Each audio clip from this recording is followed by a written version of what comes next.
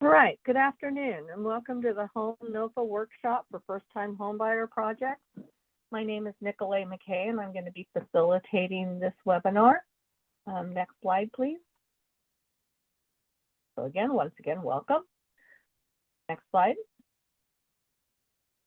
So a few things that we want to go over for housekeeping. One is we're gonna launch a webinar poll here in just a few minutes. Well, now. And we are going to ask you to complete this to help us understand who is in the room and your level of experience. I also want to go over that you will be muted during the presentation. However, you can use the question and answer box to enter in questions that you would like to have answered during the presentation. And as we complete each component of the presentation, we'll stop for questions. During that time, you can also use raise the hand function to raise your hand and vocalize or speak your question. And then when the poll is finished, we'll just get an idea of who we have with us today.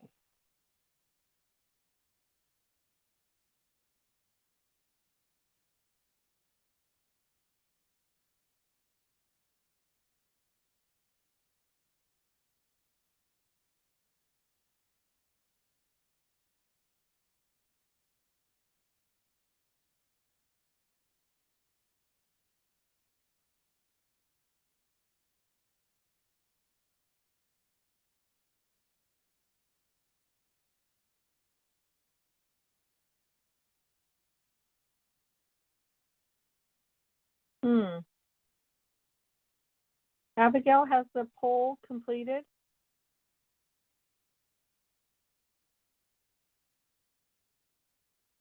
I'll wrap it up right now for you. All right, thank you. Okay, so it looks like we have 48% of our attendees are from cities and counties. We have some developers in the room. We have no consultants and we have some other. And so thank you very much for joining with us today. We hope that our presentation is very useful and informative. Remember that you will be on mute unless you raise your hand to ask a question during those designated times. And you can also use the question and answer function in the Zoom meeting to log your questions, and we will go through those written questions during the question and answer period. Next slide. For consistency and transparency, all questions must be submitted to the Home NOFA email inbox. All questions will be reviewed, researched, and answered in a timely manner. It should only take us 48 hours on a difficult question to get back to you. And if it warrants additional broadcasting, we will be posting those questions and updating our frequently asked questions on the HCD website. The email address to our home inbox is home, NOFA, no spaces, at hcd.ca.gov. Next slide. So I'd like to introduce you to our home project team. My name is Nicolay McKay. I'm the section chief of the home program. I've been with the program for approximately 18 years, and then with the department for just about the same amount of time. My team of project members consists of Stephanie Booth. If you are on camera, please raise your hand when I call your name. Stephanie is out on an extended leave. Chris Gianello is one of our current reps. Hi, Chris. JT Marcel. JT, thank you. Albert Rowland doesn't have a camera, but he is with us as well. Soledad Sandoval. Thank you, Albert, for raising your hand. Thank you, Soledad, for the little wave. Francesca Wander is out today, so she won't be with us. And Robert Reistad is a name that may be familiar to some of you, who was with the home program for a very long time. He is one of our retired annuitants that is off on vacation this month. So thank you very much. Next slide. So our NOFA deadline for application submittal We are going to open the application portal. It was scheduled for February 12th. There may be a slight delay in that portal launch, but it should be up by the 14th of February, and we will be accepting applications through April 9th at 5 p.m. Slide. I want to go over a little bit of what this presentation will entail. We're going to have an overview and what's new. We're going to talk about the eCivis application portal, funding availability, application limits. Then we're going to go over threshold requirements, rating and ranking, scoring, documentation, and project feasibility. That includes the financial feasibility analysis, National Environmental Protection Act information, and relocation information that is necessary for you to know in order to complete your application. Next slide. So our eCivis portal is what we use to take in our applications. They're all electronic. Like I said, the portal launch will be on February 14th at 8 a.m. or sooner. So you'll just have to keep checking back. We're going to get it up as soon as we can. And there's also some additional resources to help you with your eCivis and grant management system use. We have a user's manual that is accessible online, as well as a eCivis grant management system external user webinar that you can view that will help you learn how to log in, set up your application, and answer frequently asked questions. If you have any trouble understanding this information, please feel free to send us an email at the HomeNOFA inbox, and we will get back with you and help you troubleshoot any issues that you would have. Next slide. So this NOFA, the overview of this NOFA and the funding that's available, we have approximately $120 million available. Per state regulation or statute, we are required to divide up this $120 million amongst rental projects, first-time homebuyer projects, and program activities. 55% for rental projects, which works out to about $66 million. 5% works out for first-time homebuyer projects. That's our target for approximately $6 million. And 40% for program activities, or $40 million. If the funding in our program activities offering of $40 million is undersubscribed, those funds will immediately be pushed up into and fund additional rental projects and first-time homebuyer projects. In addition, 50% of all of our awards must be reserved for rural areas. And so we will award rural areas when there is a tie for funding at the end. We do have a 15% CHOTO set aside for both the 2022 and 2023 funding pots. Typically, these are project-related activities, and so that CHOTO set aside is couched within the $66 million for rental projects. We also have a target of $18 million to be spent in federally declared disaster areas. This target is for the federally declared disaster of the wind and rain that we experienced last year in 2023. That created quite a bit of damage across many of our communities in California. And so we are trying to assist with the recovery in those areas.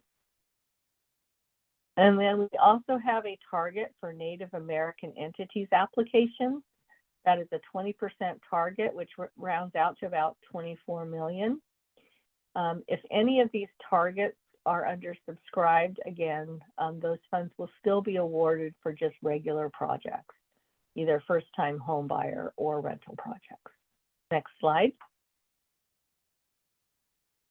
So new for this NOFA is the Recovery Assistance for Natural Disaster Survivors. That is our federally declared disaster that I spoke of in the previous slide. That's why we have our target there. And then the second one is the The second thing that is new for this year is any city, this only applies to cities, the mayor or the mayor pro tempore must sign all written contracts and conveyances made or entered into by the city, unless the city has an ordinance in effect that specifically allows contracts to be signed by an officer other than the mayor. And so when you submit your application, your resolution will need to be executed by the mayor, or you'll have to provide evidence that you have a city ordinance that allows someone else to sign for your application. Next slide. Additionally new this year is all of our CHOTO applicants must meet all the requirements found at 24 CFR 92.2 at the time of application submittal and be certified at the time of application submittal by the department to undertake any project or program activity funded through this award, this NOFA. And we've also updated our state objectives, which now include extremely low income households as a target preference. Next slide. So our CHOTO requirements, the CHOTO must demonstrate capacity for each role of owner developer. All CHOTO applicants must submit a complete CHOTO certification application with all exhibits and attachments by the application deadline, and you can submit that through the eCivis portal as part of your application. There's an Appendix B that is attached to this NOFA that also goes over what those CHOTO certification documents should be and an explanation of the reasons why we're asking for them. And then your CHOTO certification will be for the projects that are awarded as a result of this NOFA solicitation only. Additionally, we're in the process of updating our CHOTO recertification requirements to more align with HUD's requirements, and we will have guidance out late 2024 that will go over how those recertifications will take place. Next slide. So this is a comparison chart for this year's NOFA in comparison to last year's NOFA. So in last year's NOFA, our funding limit for project activity was $7 million.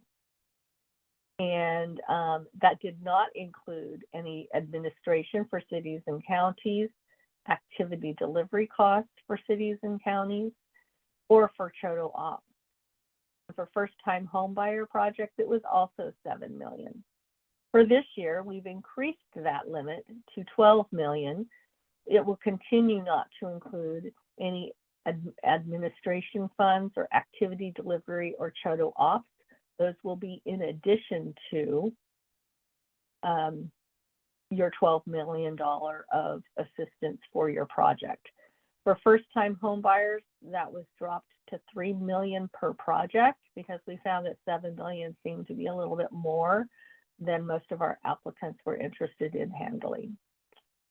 Also, we've realigned the way we pay our maximum state recipient administration and how much we allow for activity delivery for the project based on the amount of funding requested for the project. So if you have a project and you are applying for home funding that exceeds $6 million, your administrative dollars will be $125,000 for those projects. If your application is for less than $6 million, your administration funds for that project will be $75,000. In addition, we've increased the activity delivery for these projects from $50,000 to $75,000. Next slide.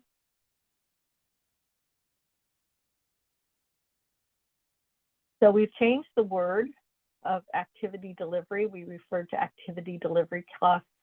What they really are is project-related soft costs that may, in some circumstances, also be considered administrative dollars. But if you can tie it to the actual projects, you can categorize it as activity delivery, and it can come out of additional funding that we would award you. Our maximum total ops per total award is going to be $150,000 for total operations for projects of $6 million or more, and $100,000 for projects of less than $6 million. And we've also raised the minimum funds required per project or per unit from 1,000 to 5,000. Next slide.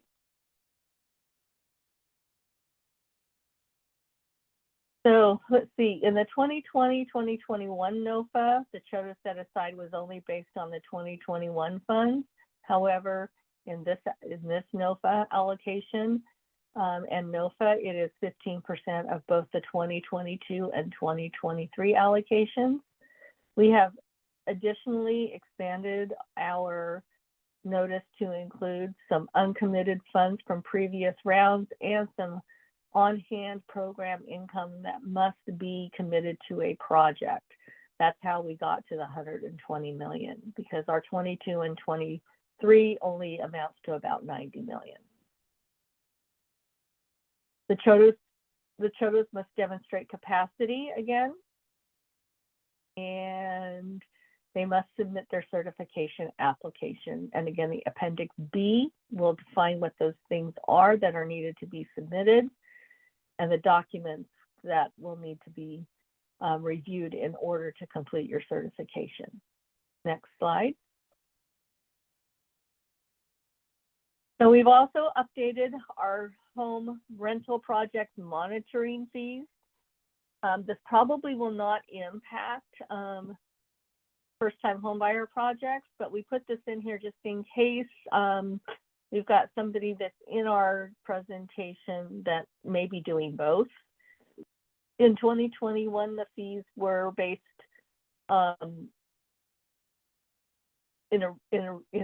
excuse me, I'm stumbling here. They were in a sliding scale. We've continued that, and we've just applied a 3% accelerator to the cost. Next slide. So we've made some changes in the way we identify and define an eligible jurisdiction, and applicants must meet the following criteria to be an eligible jurisdiction. They have not been designated as a participating jurisdiction by HUD, are not participants in an urban county agreement with an urban county that is designated as a HUD entitlement jurisdiction. Our applicants cannot be participants in a home consortium, and they are proposing projects or programs that will be located or carried out in the applicant's defined service area. For projects that are undertaken by state recipients with the help of developers, that's going to then be in the city or county's defined service area. For CHOTOs, that will be the CHOTOs service area for which they are certified, and a county's unincorporated area. Also, our tribal applicants have the opportunity to define their service area as a Indian reservation, rancheria, or other designated housing agency service area. Next slide. We wanted to make clear in our NOFA this year the definition for our Native American entities. Although we don't have any Native American entities on this call, if there is potential to work with and partner with the Native American entities or develop projects, applicants or developers should be aware of what this definition is. We have just the broad Native American entity, which means an Indian tribe or tribally designated housing entity. Next slide. And then we have broken it down to define what a federally recognized tribe means, and that is any tribal government which is federally recognized as a tribe.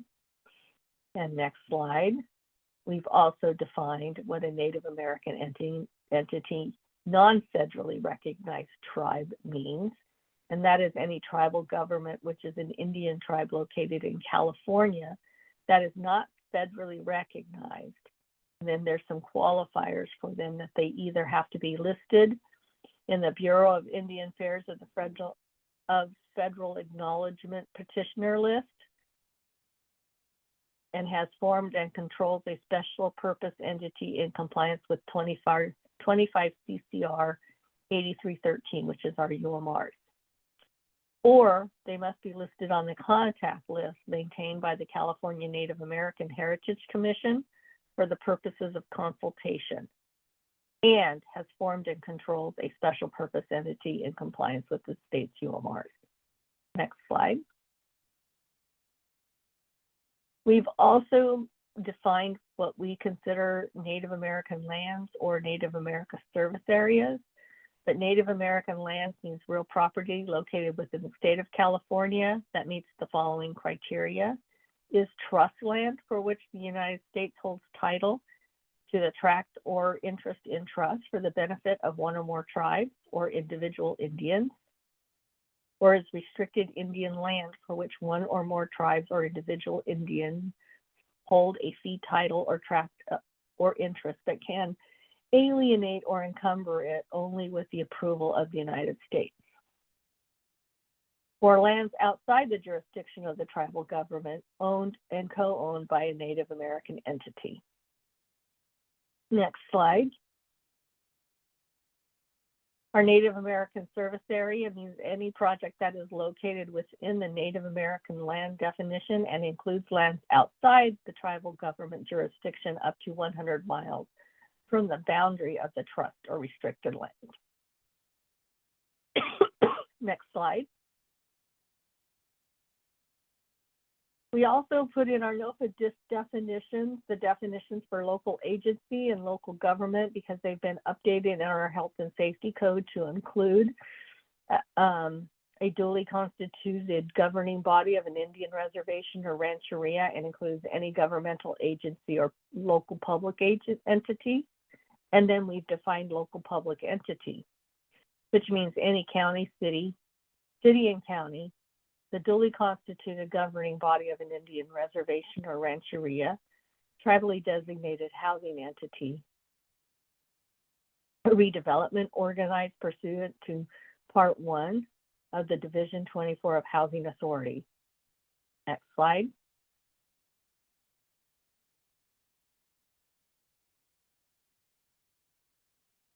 Our state recipients are defined as a local agency, which includes those local public entities, and in more familiar language, cities, counties, Native American entities. State home eligible jurisdictions are all posted in the NOFA Appendix A and state certified CHODOs. Developers are not eligible applicants in an application for a first-time homebuyer project. However, a developer can partner with a city, a county, or a Native American entity that will operate within the eligible jurisdictional boundaries of Appendix A. Next slide. State recipients may not be designated as a home participating jurisdiction by HUD, are not participating in an urban county agreement, a county designated as a PJ, are not participating in a home consortium. Projects or program activity should be located within the applicant's defined service area. Eligible city and county jurisdictions for the 2022-2023 NOFA are found on Appendix A. And all projects undertaken by this NOFA must be situated within areas that are listed on Appendix A. Total community housing development organizations may participate as an owner or sponsor. And again, our CHODO applicants must meet the certification requirements. Next slide. Eligible projects, first-time homebuyer projects, CHODOs only must be certified in the county where the CHODO is certified to operate. So they can only locate their projects in counties where they're certified to operate, and must be certified in the jurisdiction where the project's located. State recipients, their project can be located within a city's incorporated areas if the applicant is a city, or projects located within a county's unincorporated area if the applicant is a county. Again, please be aware that developers by themselves are ineligible to apply for first-time homebuyer projects. Next slide. So each first-time homebuyer project maximum limit is $3 million in addition to, depending on the applicant type, activity delivery, admin, which is added on top of the $3 million, or total operations, which would be added on top of the $3 million. Applicants can only submit one home application pursuant to this NOFA for no more than 2 activities. Those activities can consist of one rental project and one first-time homebuyer project, or one rental project and any combination of program activities, or a first-time homebuyer project and any combination of program activities, except for a first-time homebuyer program. A city or a county cannot submit an application for a first-time homebuyer project and operate a first-time homebuyer program and assist beneficiaries in the first-time homebuyer project. And that's why we have it limited there. Next slide. We did go over this pretty in detail in a previous slide, but this is just another breakdown of administrative funds to say it a couple of different ways for folks. $125,000 administrative funds for projects applying for $6,000 more if the applicant is a state recipient or a city. $75,000 in administrative funds for projects applying for less than $6 million if the applicant is a city or a county. Plus, they get $75,000 in project-related soft costs. For CHOTOs, CHOTO operations, $150,000 if the project you are applying for is for more than $6 million, and $100,000 in CHOTO operations for less than $6 million. Next slide. Now, I would like to pause here just in case there's some questions. I haven't been following them. It doesn't look like there's any questions in the question and answer, nor do I see anything in the chat. So with that, I'm going to go on ahead and introduce, oh, wait, am I supposed to do threshold too? I think I'm supposed to do threshold too. Sorry about that. Oops. I'm going to go over our threshold requirements for our applicants. Our roles change with each webinar, so I apologize. Next slide. So our applications for first-time home buyer from cities and counties and CHOTOs must be received by April 9th, 2024. The applicant must be a state recipient. It can be a Native American entity that is federally recognized. Another eligible applicant is going to be our community housing development organization, so long as the project is located within the list of eligible jurisdictions and they are certified to operate in that area. CHOTOs must be certified in the county where the CHOTO is certified to operate and must be certified in the jurisdiction where the project is located. And state recipients, the project must be located within an eligible jurisdiction found in Appendix A. Note that projects for acquisition only are not eligible for funding. This, when you submit an application for a first-time home buyer project, it can include the acquisition of the land if it's developed and ready for building housing, but no transitional housing is allowed either. Next slide. So eligible activity for first-time home buyers, construction financing. It must be construction to develop homes on specific sites. 100% of the home investment must roll over to permanent financing to eligible first-time home buyers. And all of the units assisted with home down payment assistance must also be sold to eligible home buyers. Home buyer mortgage assistance only, no home construction financing in a project that is being constructed or acquired and rehabbed with other funds. Then, oh, I don't understand this bullet. Sorry about that. Maybe I'm reading it wrong.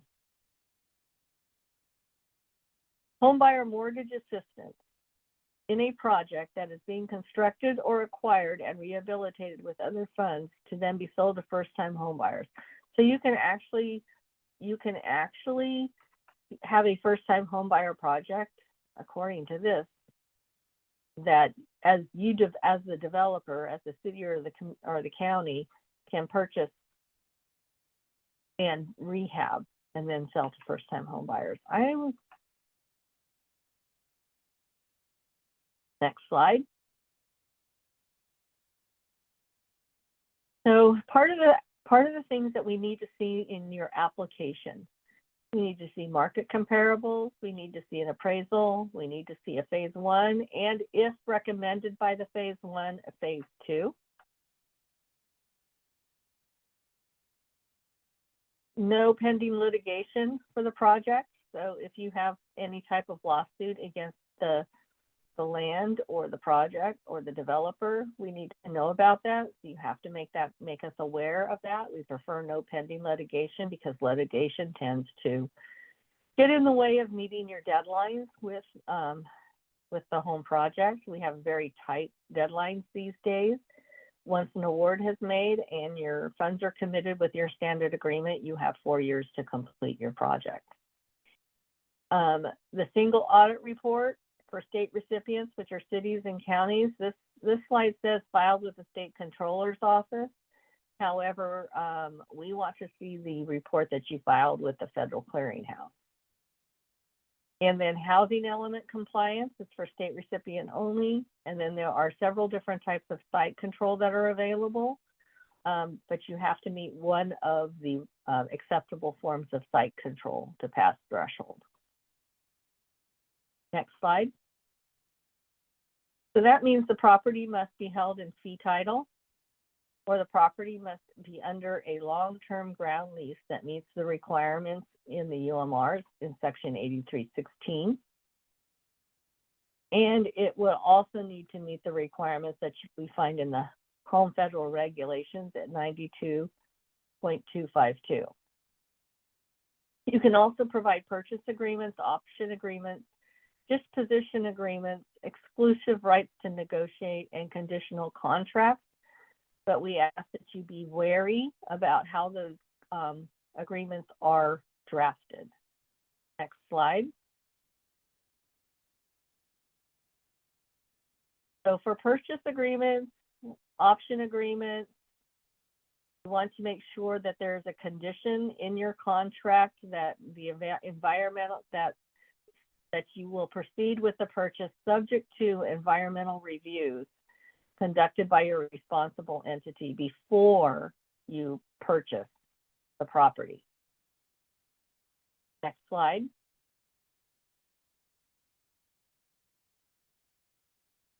So there are 4 acceptable forms of site control that will avoid a choice limiting action. The first one is you purchase the site or you have a long-term lease on the site that would meet the conditions in the citations of the UMRs and the home federal regs prior to submitting your home application. Or your option to purchase must be conditioned on the environmental review and the receipt of an authority to use grant funds. And the cost to secure this site control must be nominal to the purchase agreement. So in other words, your earnest money cannot be a huge amount. It has to be a negligible amount. Next slide.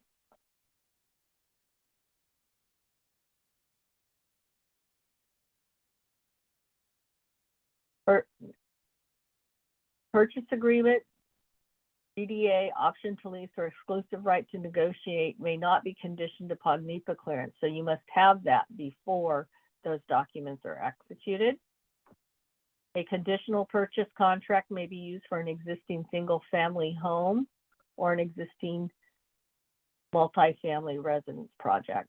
And a leasehold interest on the property must comply with all the program requirements. Next slide. There's some additional information about site control that can be made available through looking at the CPD notice links that are attached to this PowerPoint. And these memos can be found at those links. We will be posting this PowerPoint once it's remediated on our HCD website. Next slide. Okay, now we'll pause for questions, and it looks like we've got a couple. Albert, would you like to open your mic and help us with the questions? And we'll see if we can answer them live in this training.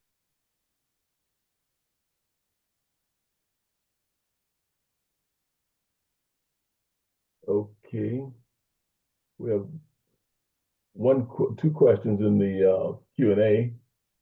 What is the process if the city decides to disencumber their 2018 grant and reapply under the current NOFA? Okay, so according to the 50% rule, which is part of our state regulations, a city cannot just disencumber their 2018 grant and be eligible to reapply under a current NOFA. However, there could be extenuating circumstances that the department would consider at this time. So that would be something that would be a case-by-case basis analysis, and you would need to submit your request through the Home NOFA inbox. Okay, the next question is, for clarification, developers are allowed to request funding for the rental assistance portion of funds. So this is a first-time homebuyer project, and these homes are sold to homeowners. So there is no rental assistance associated with the first-time homebuyer funding. However, if you are a developer and you are wanting to develop a rental project, then you could request through your local housing authority rental assistance for some of your units. But that would be addressed more in our rental assistance multifamily webinar. Okay, next question is, will applications submitted by the deadline be provided equal consideration, or is there preference for early submission?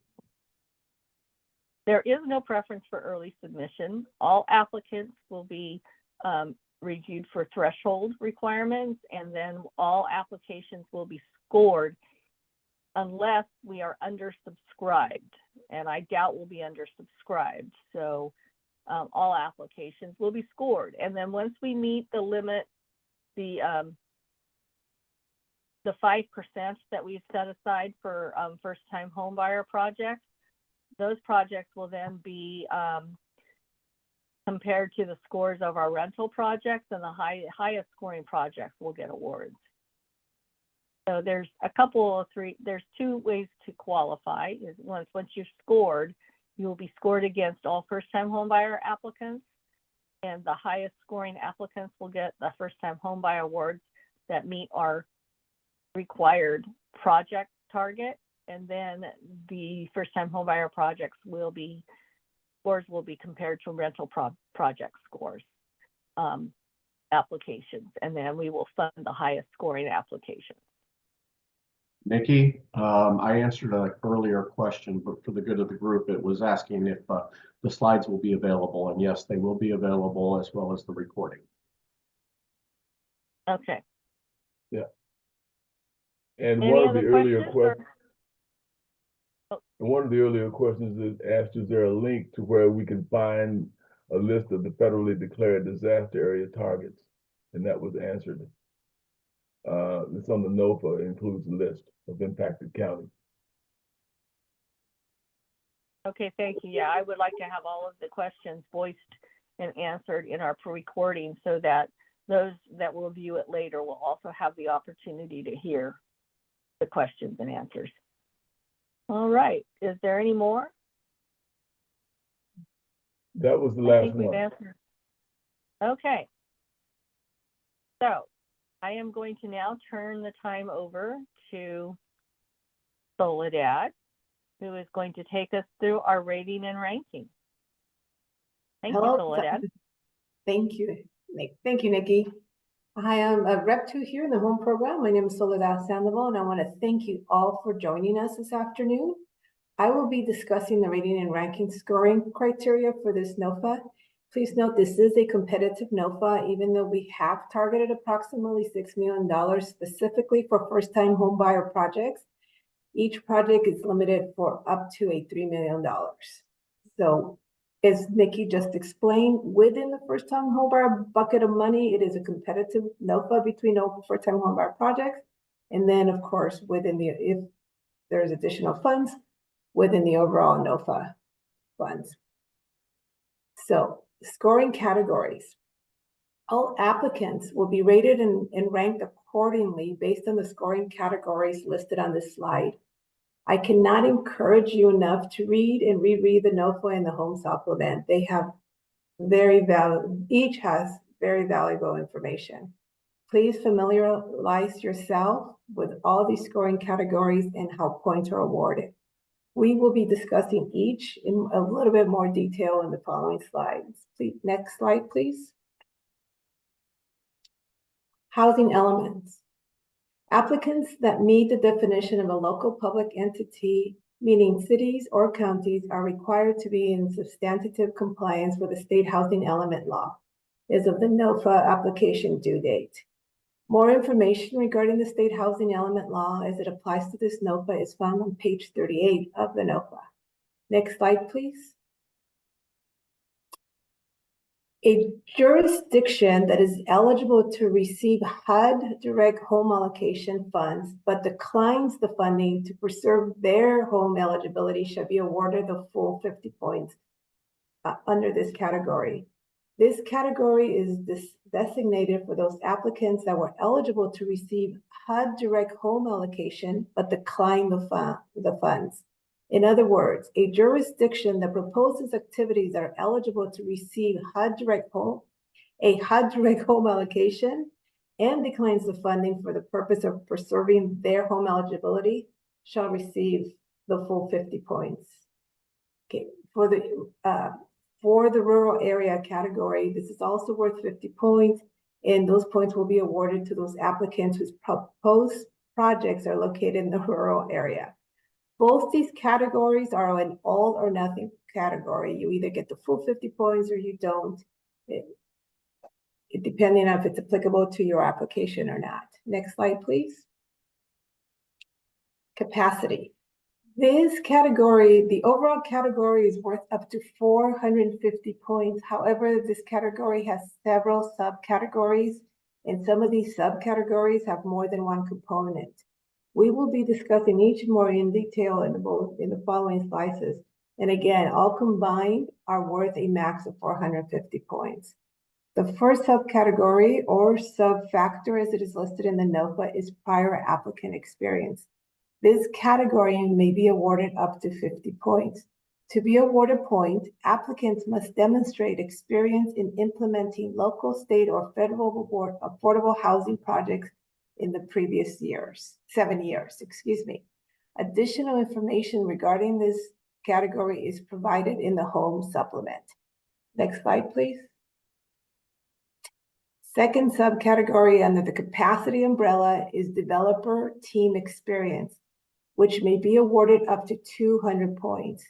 Those of you who are developers, in this particular case, it's the development team that we are referring to, must demonstrate that they have experience in developing the same or similar types of subsidized projects.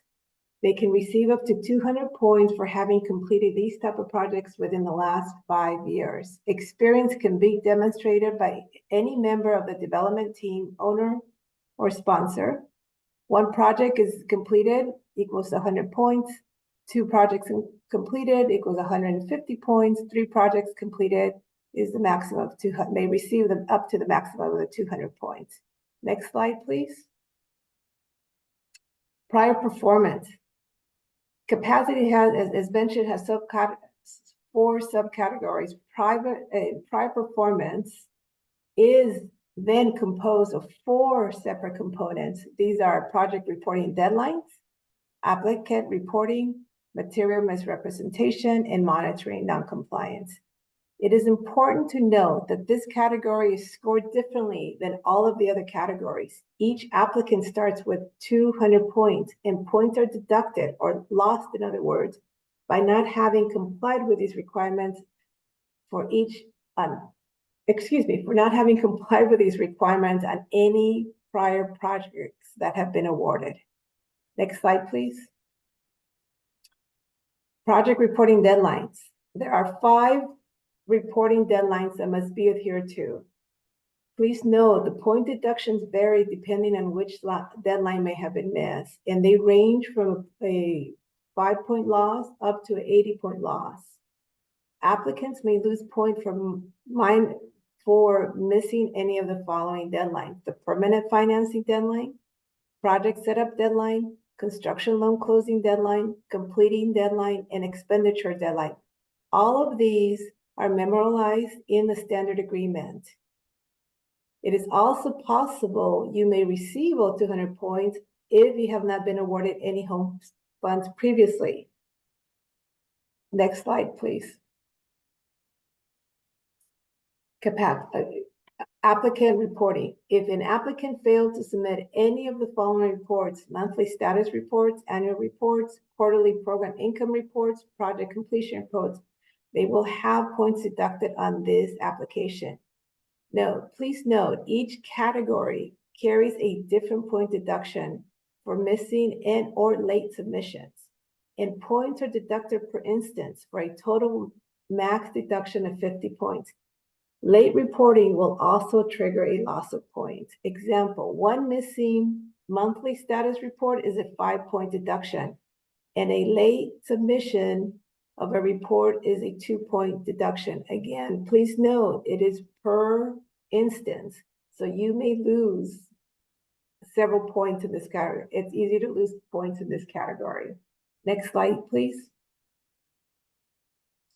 Material representation. Any material misrepresentation or omission in the home application documentation, project reports, and or any other document which significant in nature and could jeopardize the department's home funding in a project or place of department at risk, or a HUD monitoring finding may result in a maximum of a 200-point deduction.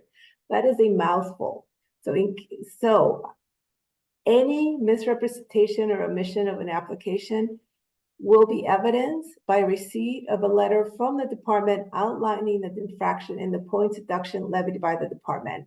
Essentially, we will let you know if HUD found anything in their reviews and audit, and that may result in a 2-point deduction to you. Next slide, please. There are 2 monitoring noncompliance categories for which up to 100 points may be deducted in the prior performance. First, monitoring points will be deducted for any application for which the applicant, owner, and or managing general partner has failed to remedy any home monitoring findings or concerns identified by the department in any prior project where home funds have been awarded. And second, late reports. Points will be deducted for any 2022, 2023 NOFA project applications for which the applicant, owner, and or managing general partner failed to meet timely reports for previously awarded home projects. Summary of point deductions are listed on this slide. Points are deducted per instance. Please refer to the NOFA for more detailed information. We've only included a highlight of the points. Not all are listed here. As mentioned, all applications start with 200 points in the capacity section, prior performance category, Unless you have previously received a home award, this category may not even be applicable to you, in which case you will be awarded the full 200 points.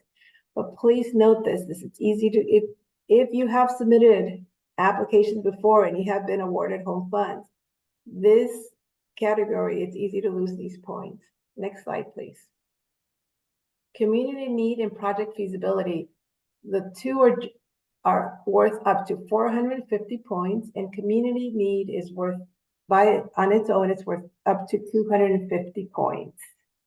Okay, applicants may earn up to the 250 points in the community need category, and it is listed on Appendix C, and they're classified as under two separate types of jurisdictions. It's either rating points for the first-time homebuyer projects by jurisdiction, which can be worth up to 110 points, or rating points for first-time homebuyer projects by county, which is worth up to 140 points.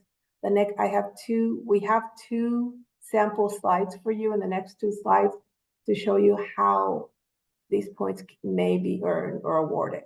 Next slide, please. Okay, rating and points for the first-time homebuyer projects based on jurisdiction is worth up to 110 points. Here's a screen.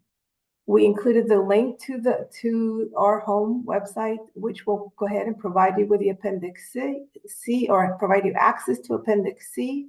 Here's a screenshot showing the first-time homebuyers by jurisdiction. Please make sure that you go to the bottom of the page and you choose first-time homebuyers project data by jurisdiction. Next slide, please. Here's a screenshot of the Appendix C for the rating for the first-time home projects by county. This again is worth up to 100 points. Please choose the tab that has first-time homebuyers project county data to be able to access this information. Next slide, please. Okay, project feasibility, again, it is worth up to 200 points, and this is a relatively simple category. An applicant can be awarded up to 150 points by simply completing the first-time homebuyer application worksheet along with the required exhibits and submit as part of the application in eCivis. Essentially, we're asking you to self-evaluate and self-score, submit that on our application through eCivis, and you will receive up to 150 points. The additional 50 points may be awarded based on the highest percentage of home-assisted units. There are 5 scoring levels ranging from 10 to 50 points based on and all are based on the highest number of home units proposed in the project. Again, more information is detailed in the NOFA. Next slide, please. Project readiness or project development plan. This slide describes what each document is and what the points assigned to each document are. Project readiness category in total is worth up to 300 points. The project readiness point scoring is based on activity type and is comprised, as I mentioned, of the project development plan, or PDP as we refer to it. Points will be awarded if the listed required items were prepared and submitted within the applicable timeframe. Each of these requirements will be discussed in further detail in the following section. For home projects, project readiness factors are available in the home project application, Part B, available on the department's home program website. Next slide, please. State objectives. So for the state objective scoring, there are 3 sub-factors for which applicants can receive points up to a 200 point maximum. These are committed financing, second, recovery assistance for natural disaster survivors. As Nikki has mentioned, this is new to us. And third, policy objectives, which have also been updated, and now include special needs population, homelessness, and extremely low income. Extremely low income is the new objective that has been added to the state objectives points. Next slide, please. Committed financing is now worth 100 points. And what is new now is that you are eligible to receive 50% of its non-home permanent financing committed to the project. Excuse me, let me restart that. Again, it's slightly new. For projects participating and applying for any type of tax credits or future tax credit award will not be considered as committed financing and thus not eligible for these points. But what is new is that if the applicant has 50% of its non-home permanent financing committed to the project by the application due date, and intends to also apply for tax credits in the future, the application will receive 50 points out of the possible 100. Prior NOFA, this was an all or nothing category, and now you may receive up to 50 points if you do have tax credits.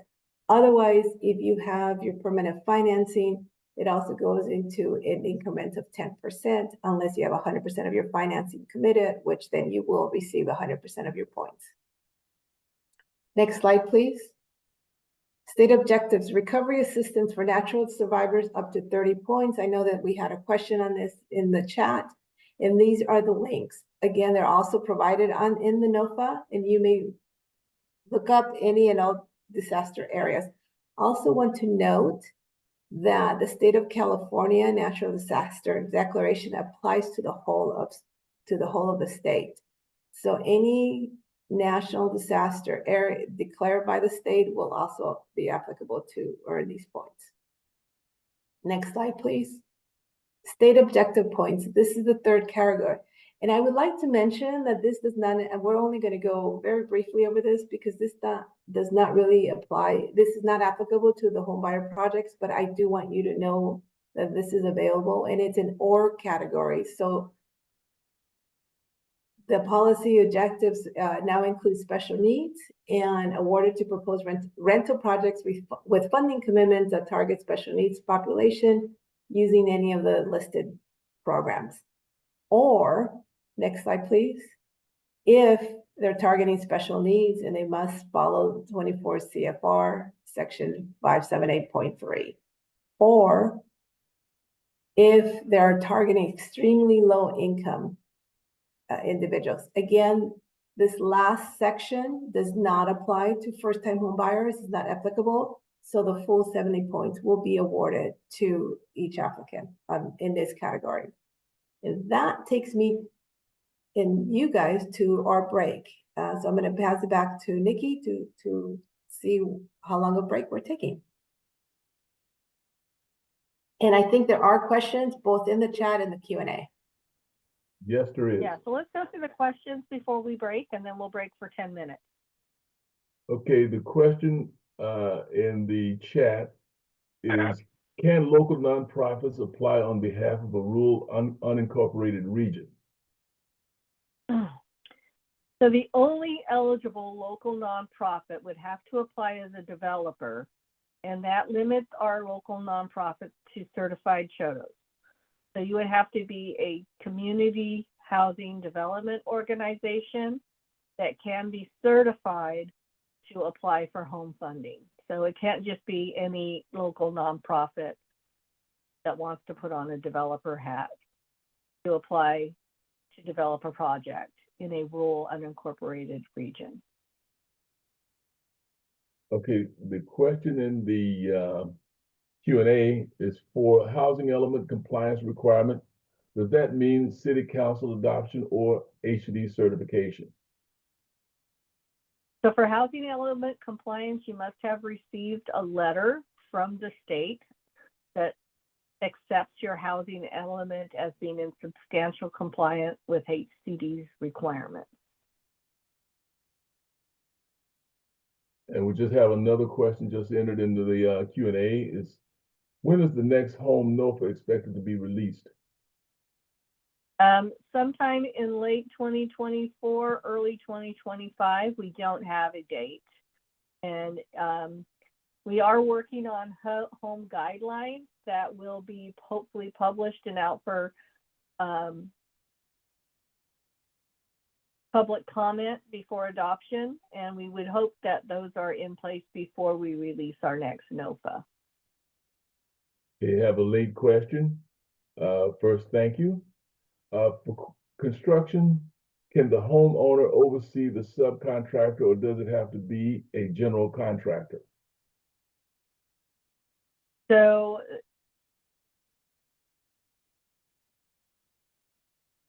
the answer to this question is the city or county, the applicant will oversee this, will oversee the construction and the subcontractors. There is no homeowner in these projects till the homes are completed.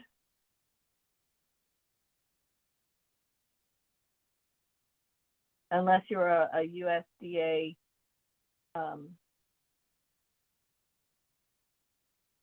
recipient of a USDA loan, and then you would be working with a CHODO that has a sweat equity component, then it would still be the CHODO that oversees the construction, not the homeowner.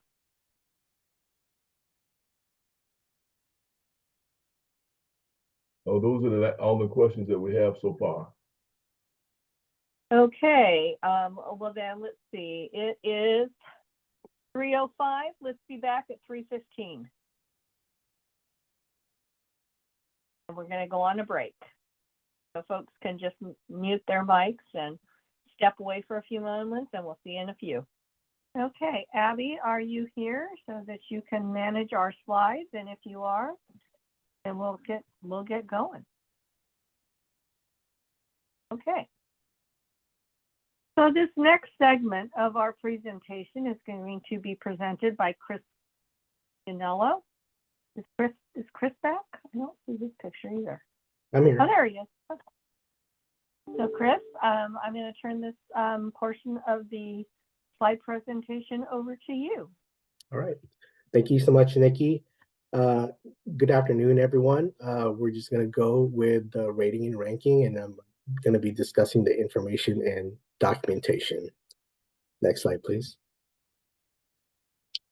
So for your project readiness, it's very important that you start reading the home supplement document along with the NOFA, because that document contains various HCD forms and additional information to ensure that your application is fully complete when you submit to the eService portal. Now, that supplement will be a separate document that will be downloaded once the eService portal goes live. There are 5 categories for scoring, and they include the project development plan, PDP for short, your zoning, your local government approvals, design progress, and your permanent financing. Next slide, please. So for your project development plan, your points are awarded if your items are included with your application. Recent, your shelf life, when we say that, it means that your documents are recent. Like, for example, your appraisal is completed within prepared no earlier than 2023. Your market study is prepared no earlier than 2023. We will not accept old documents for your application. It must meet basic requirements and set to the correct standard, and must be prepared by a qualified person. Next slide. So your PDP items include your market study, your appraisal, your phase 1, phase 2, if the phase 1 recommends it, your floodplain analysis, your construction cost estimate, and your relocation. Next slide. So for the market study and your comparables, it's an analysis of comparable properties in the market area of the proposed project. Must be prepared by a licensed real estate broker or appraiser having no identity of interest with the sponsor, the partners of the sponsor, the intended partners of the sponsor, or the general contractor. Again, it must be signed no earlier than January 2023 and contains comparable actual sales data from at least 10 other single-family homes in the market area of the proposed project. Your appraisal must be prepared no earlier than 2023 for scoring points. It's required for all acquisitions, but it's not required if the land is donated. No land cost and development budget, and not a capital contribution. The value of the capital contribution must be supported by the appraisal. Next slide. And to expand on that, the appraisal is required for all projects except when there is no land cost and development budget, as we discussed earlier. There's no financial consequences which would require the department assess the value of the land, i.e. the developer is not calculating a higher percentage of permanent financing committed due to land donation. And it's not required if the land is donated. The appraisal must also show the unrestricted fair market value of each model proposed to be sold. In addition, The home cannot be sold for more than its value, i.e., the total of all loans secured by the property cannot exceed its value. If no appraisal has been submitted because land costs are not being charged to the project, the market comparables in PDP 1 should be primarily relied upon to determine the feasibility of the proposed home sales prices. Your phase 2 assessments, phase 1 and VS and phase 2 site assessments. So the phase 1 and the VS prepared no earlier than 2022, so you have an extra year here. It must be to the latest standard of the ASTM standard E1527-21. Phase 2, if it's required, recommended by the phase 1, again, prepared no earlier than 2022, and it's to the latest standard of E1903-19. The flood cert is required on all projects, regardless of the properties in the flood zone. We require a FEMA flood hazard determination form OMB number 1660-0040, prepared in 2023 and must be prepared by flood certification service or other qualified third party. Now, for the floodplain analysis, if any portion of the site is in the floodplain, three things have to occur. So you must demonstrate the floodplain incidental to the project, which is having a FEMA flood hazard determination form that indicates no buildings in the floodplain and recorded covenants or restrictions are required. In addition, if you're gonna have to obtain a FEMA conditional letter of map revision, and it must be included in the application. But if you intend to obtain a FEMA conditional letter of map revision, a narrative or explanation of the intent must be included, and it is required prior to loan closing.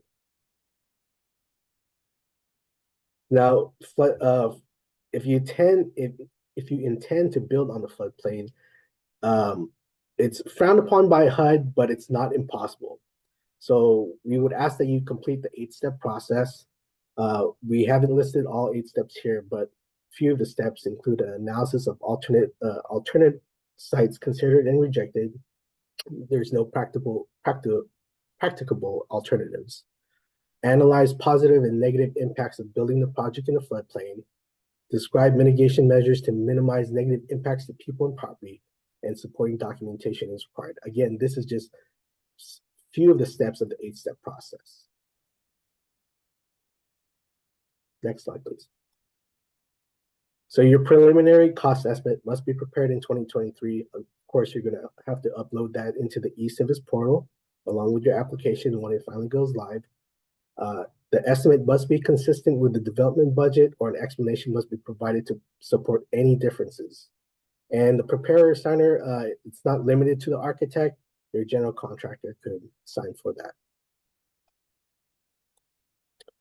Your relocation information notice and your relocation plan will actually require one copy of your actual general information notice, your tenant notification list, proof of delivery, and a relocation plan prepared and updated in 2023. The rolling theme here is everything has to be fairly new. So 2023 for your relocation plan, your market study, and your appraisal. 2022 for your VES phase 1 and phase 2. So your zone, local approvals and fees, these three forms are in the home supplement. That home supplement is a downloadable document in the eCivis portal once it goes live.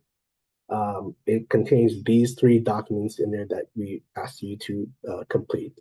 The verification of zoning and other local approval, your verification of local development impact fees, your verification of water and sewer availability.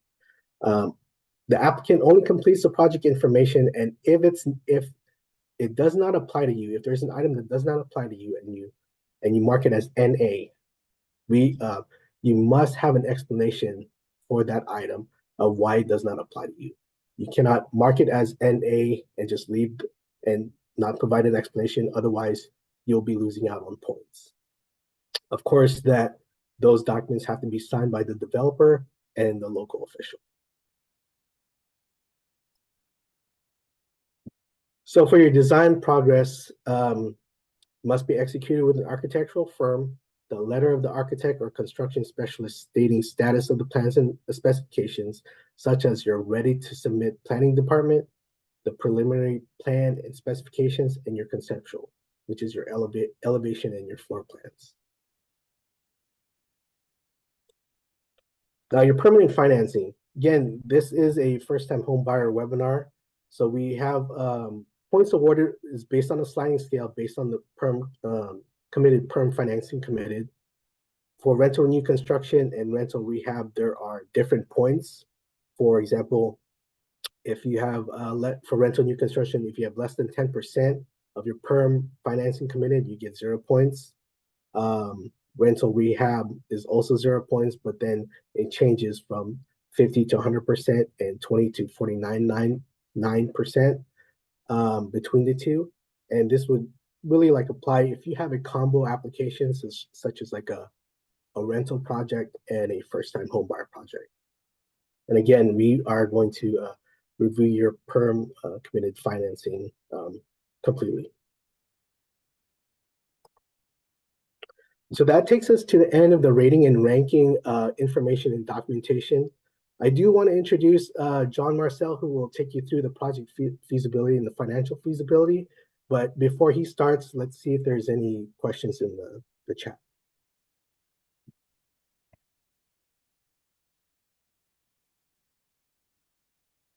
There are no new questions in the chat, or, well, let's see. Well, we just got one new one. It says, what if you have more than one project under contract with contingency for funding? My guess, only one project would be submitted.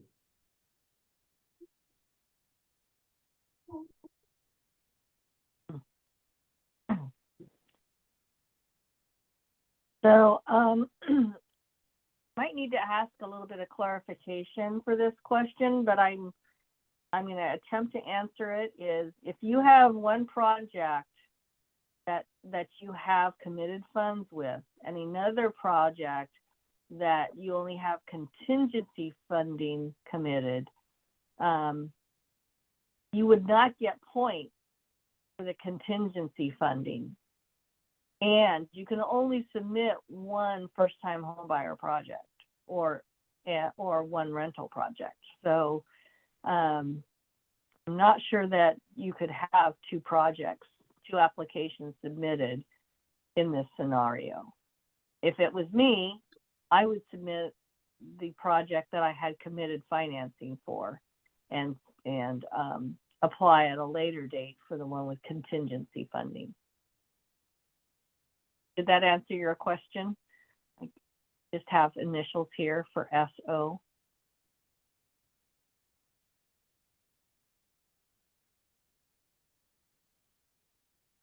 Okay, thank you. Those are all the questions. Great. Well, thank you so much, everyone. Now I'm going to introduce John Marcel, who will take you through the project feasibility with the financial side of the project feasibility. Thank you, Chris. And good afternoon, everyone. Let's start this portion. Determining the loan limit.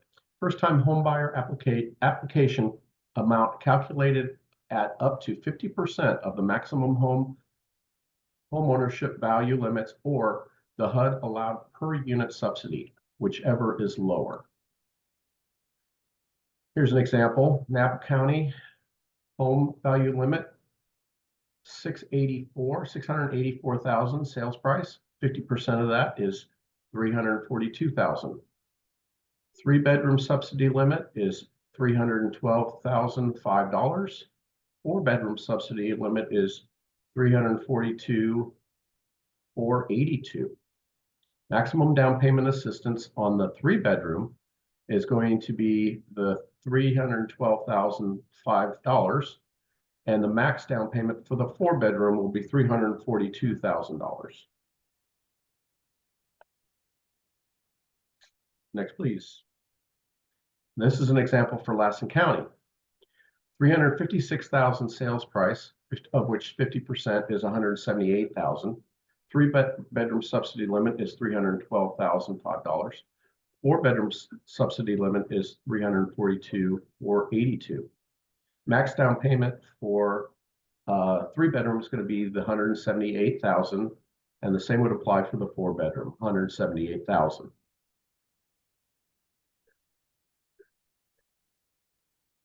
Here's an example of the home limit sales price limit chart that is available on our website.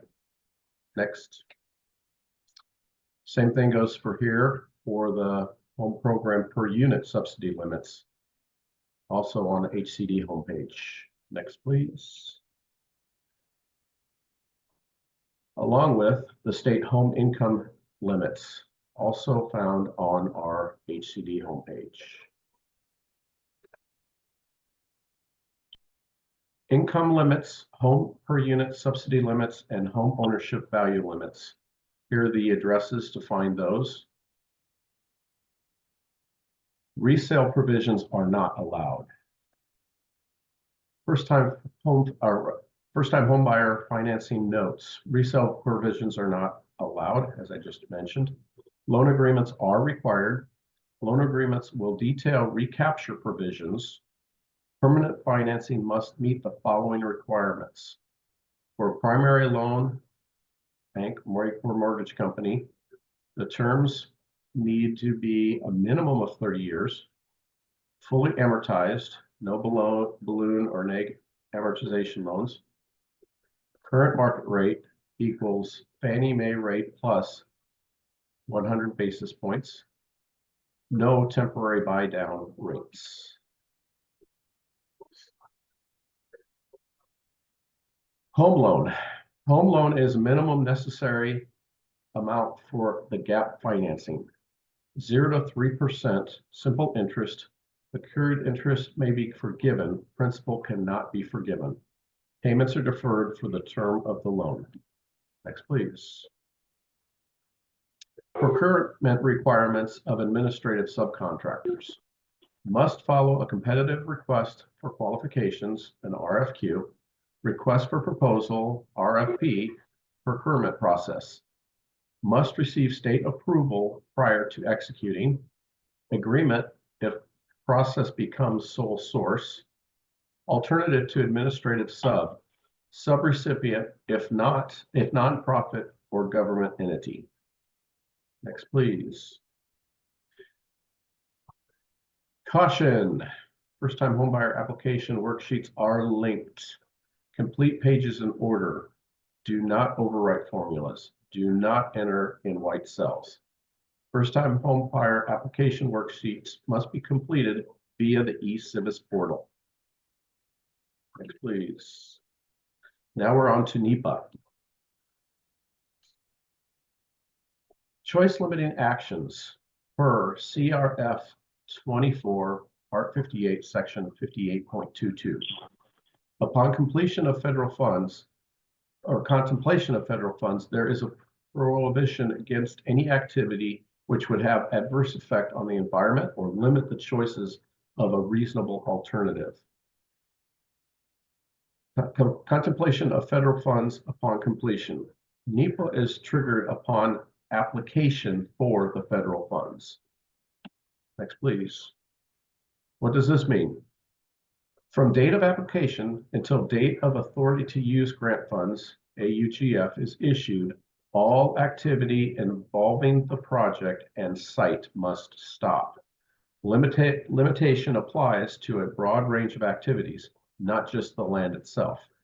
Before undertaking any activity, consult your home representative. Next, please. Warnings. Make sure there are sufficient extensions in the purchase contract to accommodate the NEPA process. A contract may be entered as long as the current contract option has not yet expired. Next, please. Now we're on to, I believe, our last section, which is relocation. If you aren't already, you should become familiar with the URA and Section 104D of the HUD Act of 1974 to prevent displacement of individuals or business concerns without adequate notice and compensation. If relocation is necessary, you must establish the document in your application and date of initiation of negotiation, an ION. Be sure to include the cost relocation in your development budget. Next, please. More specifically, if relocation is triggered, you must include with your application a copy of the General Information Notice that was provided to all occupants or prior to application, a complete tenant notification list along with proof of delivery, and a complete relocation plan. All 4 items must be provided to receive the points. Note that again, all 4 items must be provided to receive the points. If relocation is not applicable, the application must clearly document why it is not applicable. Next, please. Labor standards, such as Davis-Bacon, which applies to projects with 12 or more home units, as well as Section 3. Procurement standards pertaining to the RFQ, RFP process for selecting an administrative subcontractor. EEOC regulations pertaining to such things as affirmative marketing, affirmative fair housing, and the active solicitation of MeBee-Weeby subcontractors, minority-owned and women-owned businesses, and Violence Against Women Act, VAWA, SARS, etc. Next, please. Home NOFA inquiries and contacts. NOFA application inquiries. For consistency and transparency, questions must be submitted to the Home NOFA email inbox. Questions will be reviewed, researched, and answered. FAQs will be posted to the HUD website. Email to homenofa@hcd.ca.gov. That ends my portion of the presentation and the presentation as a whole, but I'm turning it back over to Nikki for her closing comments. Thank you all. Well, I'd like to thank everyone on the call and in our webinar today for taking the time to spend with us and learn a little bit about the home program. I encourage you to please utilize the home inbox for additional questions that may arise as you review the NOFA and the supplemental application and prepare to submit your applications. And as always, we hope that you have a safe afternoon and have enjoyed our presentation. At the end of this presentation, as you log off, you will receive a quick survey. If you could complete that before exiting Zoom altogether, that would be much appreciated.